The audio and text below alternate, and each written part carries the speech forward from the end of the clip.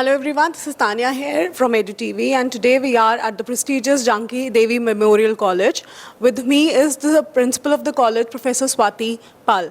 Hello ma'am, welcome to the program. Thank you. Hello. Ma'am, we've observed that students passing out from their grade 12th, entering into the world of colleges, it's like a different area for them, a different world altogether, wherein a lot of transition takes place for the students especially. So at your level, you've seen transition at both the levels, when students enter into colleges from a structured environment at schools, and also when they pass out from the college, a few of them enter into higher education, a few of them also go into corporate world altogether. So to start with, can we please have your inputs, or rather your views onto what are the kind of challenges you see the students facing when they enter from school to colleges, please? Thank you for that question. Well, you actually put the answer in your own question. It's a fact that too much of anything is never a good thing, honestly. We don't know how to deal with it. I don't think we are trained to deal with too much freedom, for example. So you use the word a structured environment in schools, and that is what makes all the difference. What happens at school is that there is control over the life of the student. There is control in all aspects, whether it is what the student is going to eat during the lunch break, whether it is how the student should behave in class, whether it is the student going for class or not. I mean, I am aware that there is bunking even at the school level, but there is also the possibility that teachers will reach out to the parents. So there is more parental control.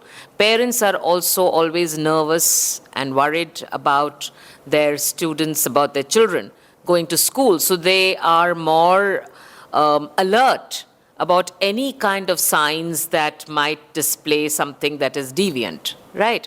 So what happens when a student enters college is that suddenly there is a no-hold barred, kind of a thing that happens, syndrome that happens.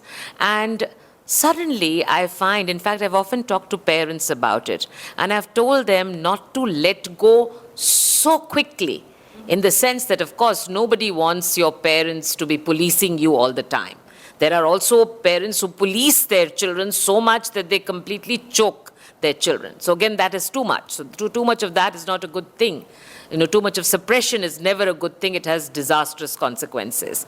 But it is also a fact that suddenly parents feel that, now that their children have entered into college, the children have suddenly become independent and mature.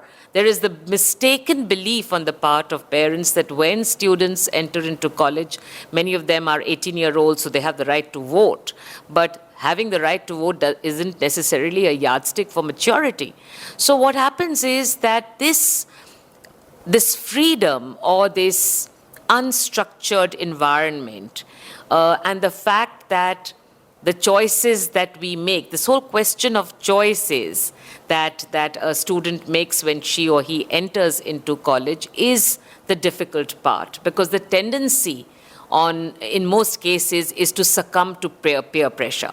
So when you join a college, you have so many different permutations and combinations in the kind of courses that you take. So you may not have a fixed class of friends that you may, but you may not also. So the desire to make friends also ensures that you succumb to peer pressure. If somebody says, come, let's bunk a class, let's go here, let's go there, you tend to fall prey to that more easily than you might in school, because in school you're a little nervous, you're a little afraid.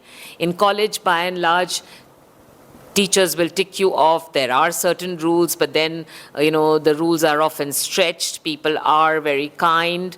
In educational institutions, people are kind, and they kind of keep stretching the rules quite a bit. And students are very quick to gather that knowledge, the fact that, yes, the rules can be stretched. So that kind of freedom leads to, I think, a lot of giddiness in most instances, and that is the most challenging thing. The other thing that I find very challenging is that you see in a school, again, everybody is in the same school uniform.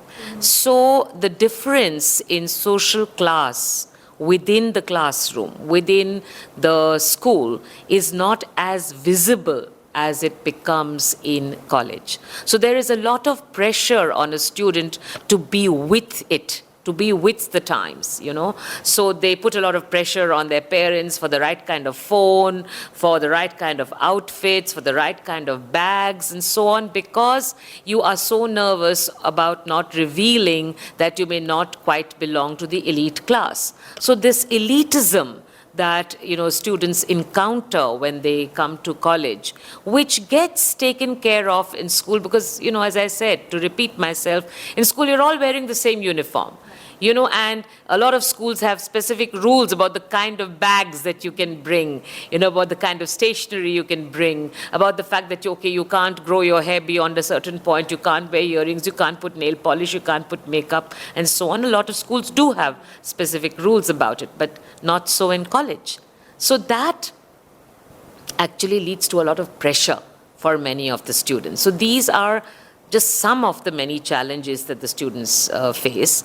Again, in terms of curriculum, so when you're in school, you know that you are going to study these many subjects, you know the syllabus. Okay, there are changes that happen, but by and large, there is a well-established trajectory that you are following. In college, you have to make choices. You have to decide which is the elective paper or the VAC that you might need to take up. And sometimes you are not informed enough. You do not make the right choices.